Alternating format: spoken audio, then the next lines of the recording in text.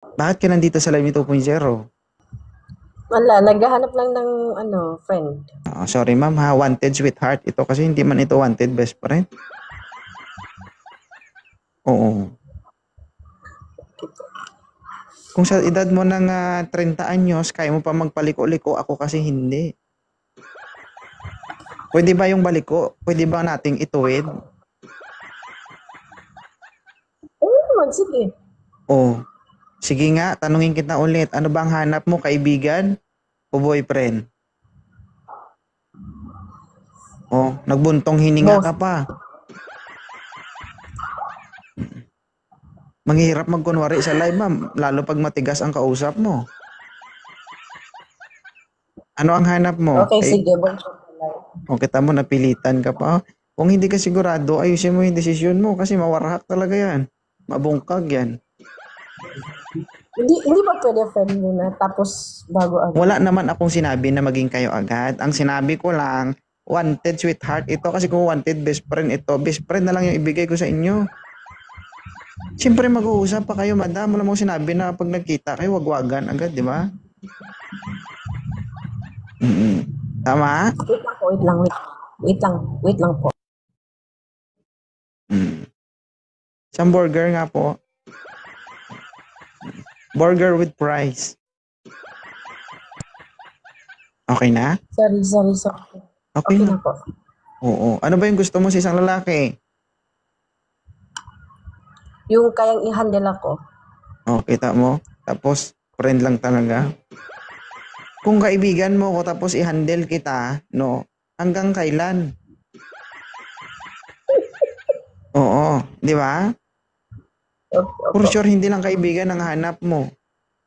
Tama? Tama. Okay. So, ito ang matinding tanong dito, ma'am. Nagbabase ka ba sa itsura? Hindi. Hindi. Marami nang sumubok dito, ma'am. Lahat ng sinabi nila, kagaya ng sinabi mo, pero hindi man napanindigan. Oo. Yung Hindi naman tipong, yun yung isusubo na lang nila sinuka pa. Oo. Okay. Okay ka lang? Okay ka pa? Good. Kamusta naman yung experience mo dito? Hindi, first time ko lang First time ko lang nakapasok dito. Buti Taga hindi Manila. masakit. Lahat kasi ng first time, ma'am, masakit eh. Alam mo kung bakit? Bakit po? May dugo. Oo. MJ, Good evening, sir. ilang taon na si MJ? 26. 26. Bata. Oo. Try mo, ma'am. Tignan natin. Hi, Baka MJ. joke lang. Ay po, ma'am. Hindi, ganito, Saan po ma'am. kayo, Kung, ma'am? kung hindi mo napupusuan o hindi mo napupusuan, ibaba na natin. Pero kung napupusuan mo siya, ituloy natin ang usapan nyo. Kasi magsasayang pa ng laway dito. Ano? Sorry, point naman. Ha? Hindi, baka masaktan kasi. So, kailangan pa natin. Mas masasaktan yan kung paasahin mo. Okay, sige, next.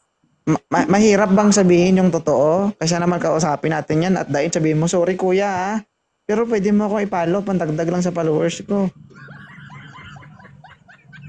Sige sir, thank you sir ah. Oo. Kasi ma'am, di ba, kaming mga lalaki, aasa din kami. Ayaw ko din umasa yung lalaki. Siyempre doon tayo sa diretsahan.